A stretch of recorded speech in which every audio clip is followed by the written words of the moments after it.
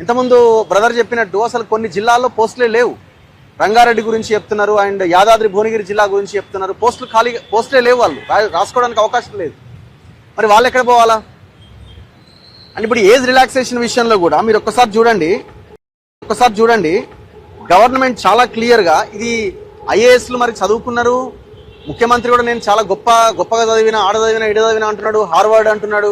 మరి minimum common sense అని ఉండాలి కదా మీకు. ఇప్పుడు ఇక్కడ చూడండి జీవో నెంబర్, ఇప్పుడు మొత్తం ఏజ్ రిలాక్సేషన్ సంబంధించిన జీవోలు ఇవి 2022 నుంచి ఏజ్ రిలాక్సేషన్ జీవోలు ఇచ్చుకుంటూ వస్తున్నారు.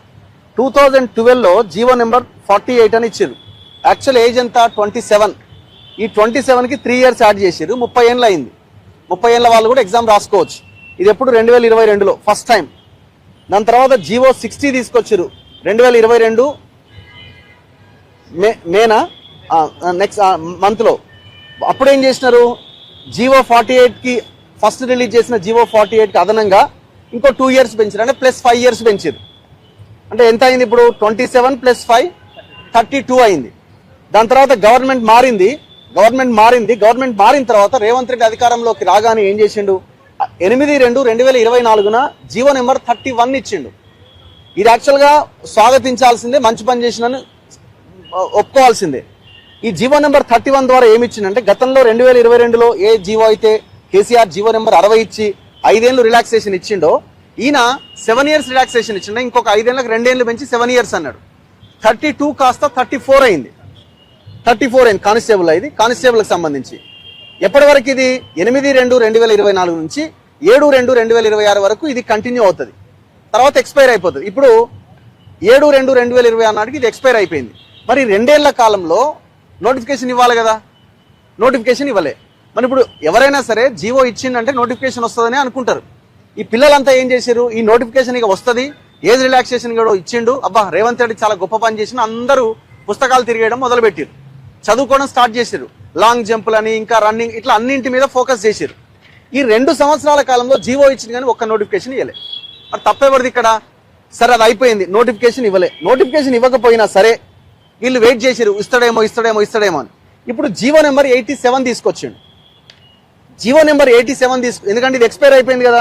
జీవో నెంబర్ 87 18/5/2026 తీసుకొచ్చి జీవో నెంబర్ 31 తర్వాత కొత్తగా రిలాక్సేషన్ ఇచ్చిండు. ఏమని ప్లస్ 5 years అని. ప్లస్ 7 years ఇచ్చినప్పుడు నోటిఫికేషన్ ఇవ్వలేదు. మళ్ళీ జీవో ఏం చేయాలా, సేమ్ కంటిన్యూ చేయాలా, ప్లస్ 7 years కంటిన్యూ చేయాలి, ఇంకా ఆనాటి నుంచి ప్లస్ 7 years కంటిన్యూ చేయాలి. అంటే 34 + 36 అన్న చేయాలా. ఏం చేసిండు, ప్లస్ 5 years పెట్టిండు. ఇక్కడ మళ్ళీ 2 ఏళ్ళు తగ్గించిండు. అంటే గదే 34కి పరిమితం చేసిండు. 32కే పరిమితం చేసిండు. మరి 34కి చేయాలి కదా. నువ్వు మరి జీవో ఎందుకు ఇచ్చినావు?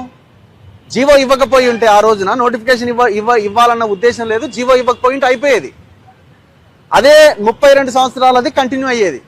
వాళ్ళు ప్రిపరేషన్ అయ్యే వాళ్ళు వేరే ఎగ్జామ్స్ కోసం ప్రిపేర్ అయ్యేవాళ్ళు. ఇది మనకి ఏజ్ అయిపోయిందని నువ్వు నోటిఫికేషన్ జీవో ఇస్తావు, నోటిఫికేషన్ ఇవ్వవు, చివరికి ఇప్పుడు ఆ ఏజ్ రిలాక్సేషన్ కుదిస్తావు. ఇగో ఇది జరిగిన మోసం. ఇప్పుడు ఇది ఏ ఐఏఎస్ అయినా చూసినప్పుడు అరే ఇది అన్యాయం కదా, పిల్లల్ని చదువుకోమని జీవో ఇచ్చినాం, జీవో ఇచ్చిన తర్వాత మళ్ళీ మనమే తగ్గిస్తే ఎట్లా అనే మినిమం కామన్ సెన్స్ ఉండాలి కదా.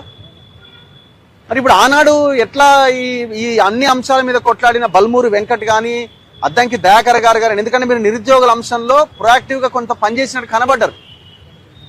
నిరుద్యోగులకు సంబంధించిన విషయంలో మీరు చిక్కడపల్లి లైబ్రరీకి వెళ్ళి దయాకర్ గారు, మరి మీరు వీళ్ళేం మిమ్మల్ని రోడ్డు మీదకి వచ్చి కొట్లాడమంటలేరు, ముఖ్యమంత్రికి ఒక రిప్రజెంటేషన్ ఇవ్వమంటున్నారు వాళ్ళు.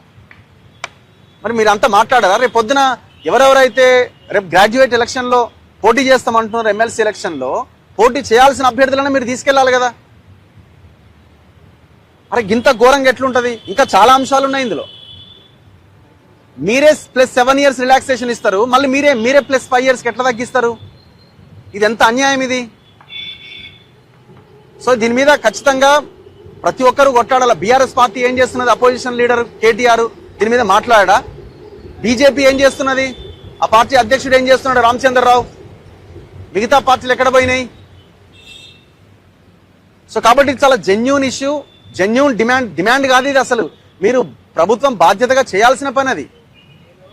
అసలు ఈ ఏజ్ రిలాక్సేషన్ అనే అంశం తెలంగాణ వచ్చిన తర్వాత ఎందుకు స్టార్ట్ అయింది?